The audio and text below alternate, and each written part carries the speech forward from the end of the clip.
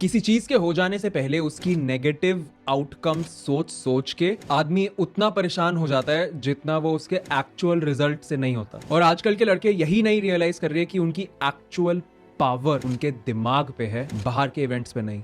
WhatsApp bro, welcome back to be your best. मैं हूं सान कालरा। आज मैं आपको बताना चाहता हूं एक बहुत इंपॉर्टेंट कॉन्सेप्ट के बारे में जो कि मैंने बहुत पहले अपना लिया था सक्सेस के पाथ पे चलने के लिए, लेकिन मेरे को रिसेंटली पता लगा उसका नाम है स्टोइसिज्म।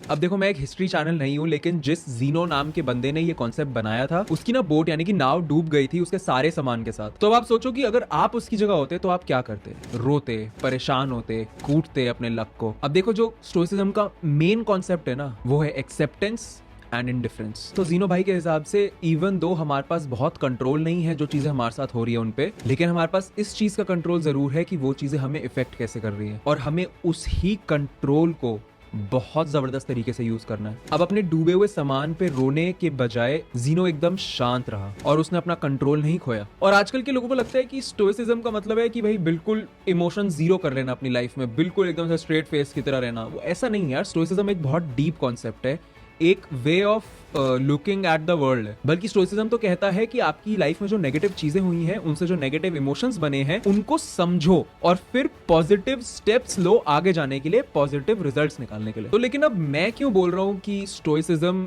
को आपको अपनी लाइफ में थोड़ा अप्लाई करना ही चाहिए? यार, जिंदगी में जो चीजें हमारे साथ होती हैं उनको कभी आप प्रिडिक्ट नहीं कर सकते, और इसीलिए अलग अलग चीजों की वजह से हमारे जो अलग अलग इमोशंस होते हैं वो हमारी लाइफ के रास्ते में आ जाते हैं। और मैं आपको सच सच एक बात बताऊं तो जब आप लाइफ में दुखी होते हो तो इसलिए नहीं होता कि आपके साथ कुछ बुरा हुआ। आप जनरली इसलिए दुखी होते हो कि जो बुरा हुआ वो आपने एक्सपेक्ट नहीं किया था। अब जैसे बारिश है, बारिश एक बहुत अच्छी चीज है। पौधों में पानी चला जाता है, गली के कुत्ते पानी पी लेते हैं जो पटल्स बनते हैं उनमें से, ऊपर से दिल्ली की गर्मी कम हो जाती है। और कभी कभी तो मेरे को पर्सनली बारिश में छत पे जाके भीगने में भी मजा आता है। लेकिन सच्चाई ये है कि जब वो बारिश का बादल आपको पकड़ लेता है आपके ऑफिस के रास्ते में, आपके कॉलेज की इंपॉर्टेंट प्रेजेंटेशन के रास्ते में, आपके फॉर्मल क्लोथ्स में, तब वो कभी भी अच्छा एक्सपीरियंस नहीं होता। तो फिर हम तब रोना क्यों नहीं शुरू कर देते? वो इसलिए क्योंकि हमने ऑलरेडी ये बात समझी हुई है कि भाई बारिश तो कभी भी हो सकती है, यही जीवन है। एंड हाँ, मुझे पता है कि ये है फालतू की बीटी, लेकिन बारिश जाती है और फिर सन वापस निकल के भी आता है। तो स्टोइसिज्म यही कहता है मेरे भाई, जो बुरा हो सकता है वो होगा। तो अपने दिमाग में पिक्चर कर लो कि भाई सबसे बुरी चीज क्या हो सकती है, एंड इस बात से शांत रहो कि वो हो सकती है। तो यार, स्टोइसिज्म बोलता है कि जो चीजें आप कंट्रोल कर सकते हो उसको आपको डिफरेंशिएट करना है उन चीजों से जो आप कंट्रोल नहीं कर सकते, और इंसान को अपनी वैल्यू उन चीजों से निकालनी है जिन चीजों को वो इंसान कंट्रोल कर सकता है। अपने गोल्स की तरफ बढ़ना एक बहुत अच्छी चीज है, लेकिन अगर रिजल्ट आपके हिसाब से नहीं आया तो उस चीज पे रोना यूजलेस है। अब मेरे YouTube वीडियोस बनाने को ही ले लो। सबसे पहले रिसर्च करके ये समझना पड़ता है कि किस टॉपिक पे वीडियो बनाना चाहिए, फिर उसकी रिसर्च करनी पड़ती है, उसकी स्क्रिप्ट लिखनी पड़ती है, फिर शूट करना पड़ता है, फिर वो वीडियो एडिट होता है, फिर उसका टाइटल थंबनेल डिसाइड होता है, उसकी SEO मार्केटिंग होती है, और इतनी सारी चीजें करके फिर वो अपलोड बटन दबाया जाता है। और वो सारी चीजें जब तक कि वो पब्लिश वाला बटन नहीं दबाया जाता, सब हमारे हाथ में है।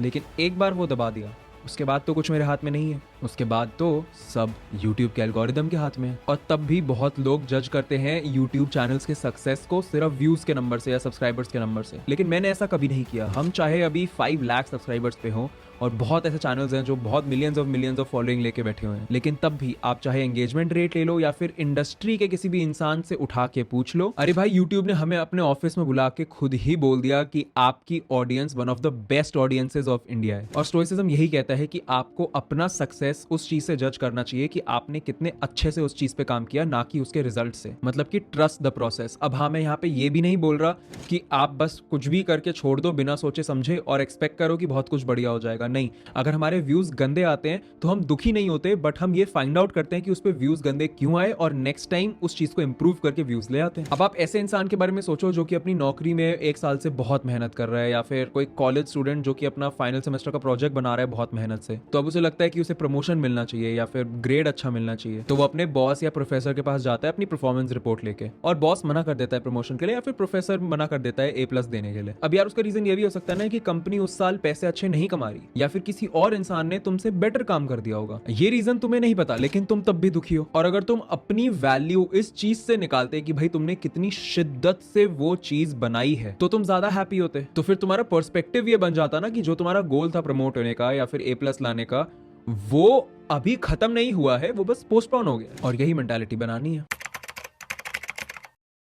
यार स्टोइसिज्म मुझे रियलाइज हुआ मैं काफी टाइम से यूज कर रहा था अपनी सेल्फ थेरेपी के लिए। इससे मुझे आइडेंटिफाई हो जाता है कि मैं क्या नेगेटिव वाले थॉट्स के पैटर्न्स में घूम चुका हूँ, जिनकी वजह से मेरे इमोशंस नेगेटिव चल रहे हो या फिर मेरा बिहेवियर लोगों की तरफ अच्छा ना हो रहा हो। एंड तभी मैं लॉजिक यूज करके उन नेगेटिव थॉट्स के पीछे का रीजन या लॉजिक समझ लेता हूँ। एंड तब एकदम से मुझे रियलाइज होता है कि यार ये तो बहुत ही फुद्दू रीजंस थे, मतलब मैं काफी बेटर पॉजिटिव टाइप की थिंकिंग से इनको रिप्लेस कर सकता था। और यार मैंने ना रियलाइज किया कि भाई जो आदमी होते हैं ना, मोस्टली वो ड्राइव होते हैं एक पर्पस से। गंदे से गंदा समा आ जाए ना, हम अपनी लाइफ में मीनिंग डाल सकते हैं, अपनी लाइफ में खुशी डाल सकते हैं, सिर्फ वो पर्पस ढूंढ के। अब मेरे केस में ये बोलना बहुत आसान था लेकिन करना बहुत मुश्किल था भाई, क्योंकि ये एक ना प्रोसेस है बाकी सारी चीजों की तरह। मेरे को अपना पूरा सोचने का जरिया चेंज करना पड़ा, पुरानी सारी चीजें भुलाई और नया सोचा।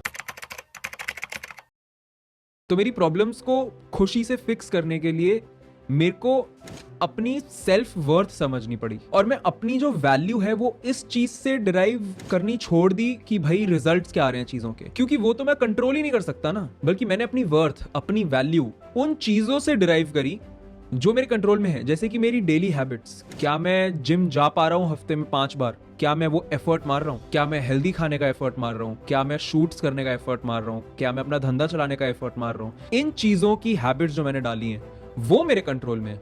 मैंने उनसे अपनी खुशी डराइव करनी शुरू करी कि अगर मैं ये कर रहा हूं तो मैं सही हूं, और तभी से मेरी जिंदगी अब खोखली फील नहीं होती, मुझे खुशी फील हो पाती है। बट यार मैं ये भी समझता हूँ कि आजकल की इतनी फास्ट दुनिया में, इतनी सोशल मीडिया से भरी हुई दुनिया में बहुत मुश्किल है एक स्ट्रॉन्ग माइंड बना के चलना। तो आज मैं आपको बताऊंगा ऐसे 3 स्टोइसिज्म वाले प्रिंसिपल्स जिनको जिंदगी में लगा के आप बेसिकली एक फाउंडेशन डाल दोगे एक अनडिफीटेबल कैरेक्टर बनाने की। मतलब आपको कोई हरा ही नहीं पाएगा, आपको कोई दुख ही नहीं कर पाएगा बेसिकली। सबसे पहला है, और ये मैं हमेशा हर वीडियो में हर चीज का सोल्यूशन यही बोलता हूँ, बीइंग पर्पसफुल, और थोड़ी अच्छी वर्च्यूज को कल्टिवेट करना, जैसे कि विजडम, करेज, जस्टिस और मॉडरेशन। ये स्टोइसिज्म में बहुत इंपॉर्टेंट चीजें बोली गई हैं जिससे आप लाइफ की सारी मुश्किलों के थ्रू निकल जाओगे, वो भी चेहरे पे स्माइल के साथ। और इनमें है विजडम यानी कि समझदारी, इस बात की कि कौन सी चीज एक्सटर्नल है, मतलब कि जिस पे आपका कंट्रोल नहीं है, और कौन सी चीज इंटरनल है जिस पे आपका कंट्रोल है, और उस हिसाब से अपना रिएक्शन चूज करना, जैसे मैंने आपको मेरा एग्जांपल बताया था यूट्यूब वीडियो वाला। दूसरी वर्च्यू है करेज यानी कि साहस। क्या करने का?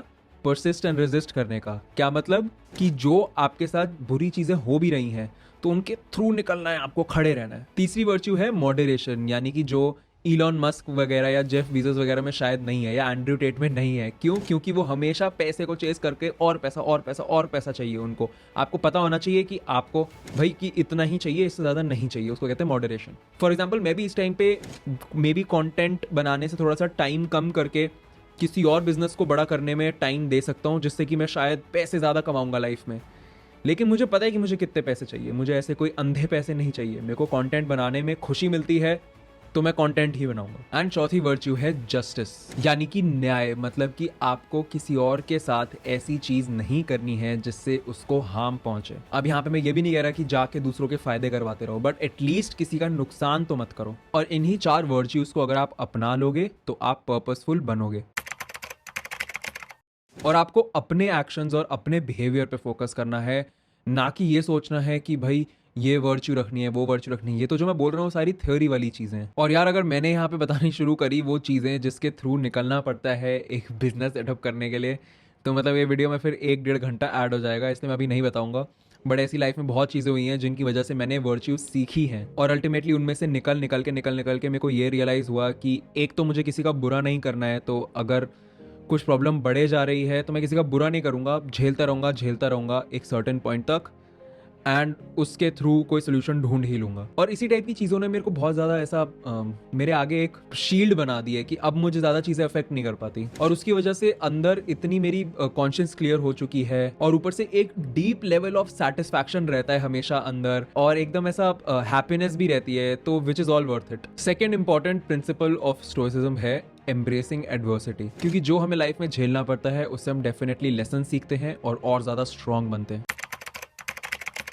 और ये माइंडसेट अडॉप्ट करके ना, जो लाइफ में चीज़ें आपको पीछे कर देती हैं या फिर जो चैलेंजेस आते हैं, आप उनको ना अपॉर्चुनिटी की तरह समझोगे कि भाई इसी से मेरा जो कैरेक्टर है वो और स्ट्रांग होगा, क्योंकि वो जो आपके साथ बुरी चीज हुई है वो आपको डिस्टर्ब नहीं कर रही, आपकी जो जजमेंट है उस चीज के बारे में वो आपको डिस्टर्ब कर रही है। और आप थोड़ा अपना पर्सपेक्टिव शिफ्ट कर लोगे तो उस चीज का जो इमोशनल इंपैक्ट है वो होगा, बट आप उसको अपनी ग्रोथ में यूज कर पाओगे। फॉर एग्जाम्पल मान लो कि कल को YouTube डिलीट हो गया और मेरा YouTube करियर खत्म हो गया, तो इस बारे में रोने से अच्छा कि भाई मेरी तो जिंदगी बर्बाद हो गई, अब कुछ नहीं हो सकता, उससे बेटर मैं ये सोचूंगा कि भाई ठीक है, मैंने जो सीखा है YouTube पे ब्रांड बना के उसको मैं और कहाँ यूज कर सकता हूँ, और कौन सी ऐसी न्यू स्किल सीख सकता हूँ जो कि उसके साथ जुड़ जाए, और टोटलिटी में मैं अपने लिए एक न्यू करियर चूज कर पाऊँ। मे बी मैं और लोगों के सोशल मीडिया में हेल्प करना शुरू कर दूंगा, एजेंसी खोल लूंगा।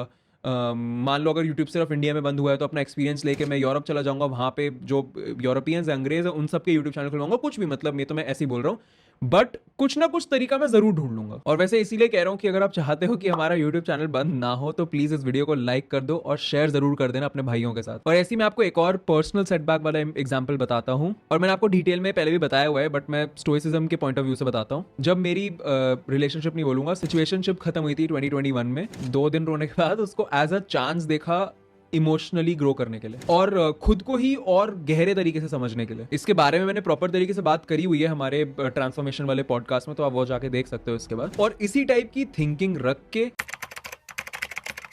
एक ना स्टोइसिज्म में एक्सरसाइज होती है जिसको कहते हैं वॉलंटरी डिस्कम्फर्ट। उसमें क्या होता है, कुछ दिनों के लिए आप लाइफ में जमीन पे सोते हो, एकदम ठंडे पानी से नहाते हो और सिर्फ सिर्फ सिर्फ सादा खाना खाते हो पूरा टाइम। और बोला जाता है कि इस टाइप की एक्सरसाइज से आप ये समझोगे कि चाहे जितना ही मुश्किल हो जाए आप सरवाइव तो कर ही लोगे, और बल्कि थ्राइव कर लोगे, मतलब चीर फाड़ के आगे निकल लोगे। बेसिकली ये चीजें करके आप अपने दिमाग को तैयार कर रहे हो किसी भी टाइप की प्रॉब्लम के लिए। क्योंकि ना बात यह है कि हमें बचपन से अभी तक ये सिखाया जाता है कि जितना ज्यादा तुम्हारे पास है उतने ज्यादा तुम सक्सेसफुल हो और उतना ही ज्यादा तुम्हें खुश होना चाहिए। बट यार मैं आपको चलो अपना पर्सनल एग्जांपल भी दूं तो मैं तो रोज ही सादा खाना खाता हूँ। मैं तो अपने ऑमलेट में भी, मतलब रोज ऑमलेट खाता हूँ और उस ऑमलेट में भी नमक नहीं डलवाता। और आप लोग को बहुत बार मैंने ये चीजें बताई हुई है, चिकन भी सादा ही खाता हूँ, कुछ ऐसा क्रेजी टेस्टी टाइप नहीं खाता। बट मेरे को कभी ऐसा फील नहीं होता कि भाई पैसे होते तो मैं बाहर से कुछ टेस्टी खाता। और यही चीज अपने अंदर बिल्ड करनी बहुत इंपॉर्टेंट है। स्पेशली मैं अपने पर्सनल एक्सपीरियंस से तो बोलूंगा कि हाँ है यार, कल को मेरे पास BMW मर्सिडीज आ जाएगी तो मैं ऐसा कुछ खास खुश नहीं हो जाऊंगा। मैं तो अभी ऑटो में कहीं जाने में या फिर वैगन आर की कैब आती है उसमें जाने में भी एकदम चलूं यार, क्योंकि जो इंसान को ज्यादा ज्यादा ज्यादा ज्यादा चाहिए ना लाइफ में, वो किसी पॉइंट पे खुश ही नहीं हो पाता है। अब मैं ये नहीं कह रहा कि पैसे मत कमाओ, ऑफ कोर्स पैसे कमाए हुआ इंसान ही ये बोल सकता है कि मनी कांट बाय हैप्पीनेस। मतलब मैं इस टाइम पे अगर ये बोल रहा हूँ कि भाई नई नई BMW लोग क्यों खरीदते हैं, फालतू खर्चा ये है वो है, तो वो मैं ऐसे ही नहीं बोल रहा। हाँ, इस टाइम पे मेरे को ये बोलने का कोई हक नहीं है कि भाई लैम्बोर्गिनी लोग क्यों ही खरीदते हैं, वेस्ट ऑफ मनी है, क्योंकि मैं लैम्बोर्गिनी भी खरीदने की औकात ही नहीं रखता। बट मुझे ये पता है कि मैं अपनी लाइफ के अंदर का खोखलापन, गाड़ियां, टेक्नोलॉजी, ये सब वो सब खरीद के भरना नहीं चाहता। भाई ये सब तो छोड़ो, कुछ लोग शादी इसलिए करते हैं कि सोसाइटी में बोल पाए देखो हमारी फैमिली है। अब इन सब में सबसे बड़ी दिक्कत पता है क्या है, आप अपनी लाइफ की हैप्पीनेस एक्सटर्नल चीजों के कंट्रोल में दे रहे हो, और ये जो एक्सटर्नल चीजें हैं ये कभी भी फेल हो सकती हैं। कार का एक्सीडेंट हो गया, ठुक के खत्म हो गई, स्टॉक मार्केट में पैसे डूब गए, और भाई डिवोर्स रेट तो बढ़े ही जा रहे हैं। भाई अपनी लाइफ की हैप्पीनेस का कंट्रोल देना है आपके अंदर की चीजों को, आप किस टाइप के आदमी हो उस पे। और इसी से आते हैं हम तीसरे और आखिरी प्रिंसिपल ऑफ स्टोइसिज्म पे, जो कि है प्रैक्टिसिंग डिटैचमेंट। मतलब कि अपने आप को अपने इमोशन से अलग कर लेना और एक्सटर्नल सर्कमस्टांसेस से अलग कर लेना। इसमें सबसे इंपॉर्टेंट आजकल के जमाने में चीज आती है सोशल मीडिया वाली इंस्टेंट शॉर्ट टर्म ग्रेटिफिकेशन से दूर रहना। अब फॉर एग्जांपल अगर मैं किसी इंपॉर्टेंट प्रोजेक्ट पे काम कर रहा हूँ कि अभी जैसे अर्बन नीड्स का रीलॉन्च होने वाला है, अभी हम अपनी कोर्सेज की वेबसाइट भी ढंग तरीके से लॉन्च करने वाले हैं, तो अगर मैं ऐसे प्रोजेक्ट्स पे काम कर रहा हूँ तो उस टाइम पे डिटैचमेंट मैं जरूर प्रैक्टिस करता हूँ। तो सोशल मीडिया टाइप की डिस्ट्रैक्शंस या फिर कोई एक्सटर्नल प्रेशर्स हैं किसी और चीज के, किसी और काम को कंप्लीट करने के, उन सब से दूर रह के एक मेंटल डिसिप्लिन बना के ही मैं अपने मेन काम को सक्सेसफुली कर सकता हूँ। और इसमें एक और इंपॉर्टेंट पॉइंट ये आता है कि रात को 9-10 बजे जब मैं काम से उठ जाता हूँ, उसके बाद थोड़ा सा चिल मारता हूँ, जब सोने जाने वाला होता हूँ, तो इन जनरल पहले मैं 3-4 साल पहले की बात करूँ तो तब मेरे को बहुत एंग्जाइटी होती थी कि ये काम रह गया, वो हो गया, ये हो गया, वो हो गया। अब मैं रात को सोते हुए मुझे पता होता है, क्योंकि every day I give my best, I give my 100%। मुझे पता जब मैं सो रहा हूँ कि मैंने अपनी तरफ से बेस्ट कर दिया और जो सबसे इंपॉर्टेंट काम थे उस दिन के वो खत्म कर दिए। कुछ काम चाहे बचे हों कल कर लूंगा, सब मैनेज हो जाएगा। अब दुनिया गई भाड़ में, मैं चैन से सोऊंगा। तो वो भी एक डिटैचमेंट प्रैक्टिस करने वाला एग्जाम्पल है। और इसीलिए मैं कहता हूँ कि आपको सेल्फ डिसिप्लिन की इंपॉर्टेंस समझनी चाहिए। भाई ये माइंडसेट रख के आप अपने आप को एक पावर दे रहे हो कि हर दिन आपका जो पूरा टाइम है वो आपके ही कंट्रोल में है एंड आप जो चाहे वो उखाड़ सकते हो। अब ये सब सारे स्टोइसिज्म वाले प्रिंसिपल्स ना सुनने में काफ़ी अच्छे लगते हैं, लेकिन क्या ये कहीं आपको एक नेगेटिव तरफ भी लेके जा सकते हैं?